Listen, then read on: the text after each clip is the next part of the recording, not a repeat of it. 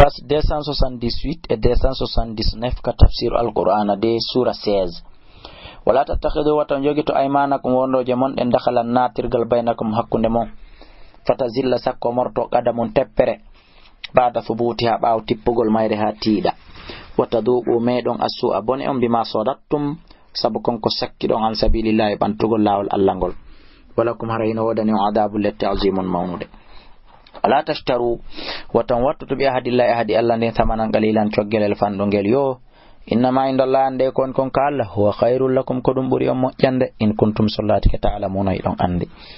ma indakum kon ko jongo mo pap yam fado ko lannay dum wa ma indallahi kon kala baqin won ko heddato wala najziyanna alladhina wallahi men yobay ben sabaru munyibe ajram joddi mabbe din bi asani ko buri mojjude ma kanu ko be lati kon ya'maluna be golla man amila kala gollo do soalen ko mojji men dakarin immorde gorko aw unsa ma debbo wawa tawi ton kanko mu'minun ko gomdindo falano yannahu wallahi me wurnemo ka aduna wa kala harawo hayatan tayyibatan ngurdan weldan labudan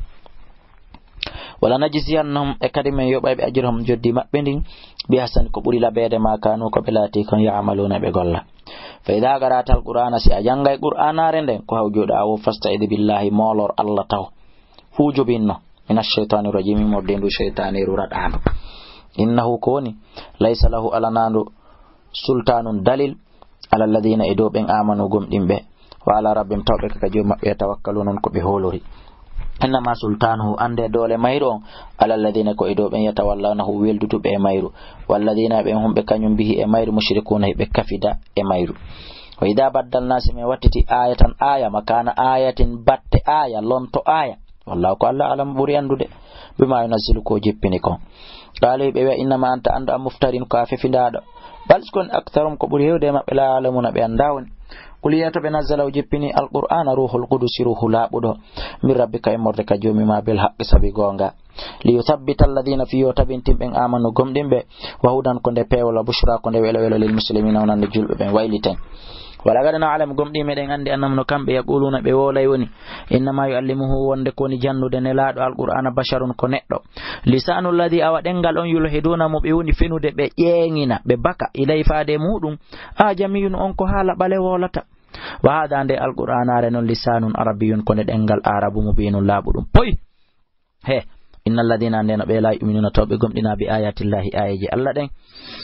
la yahdihimullahu allah kadi fewna tabe wala hum nawdani be adabul lat alimun musude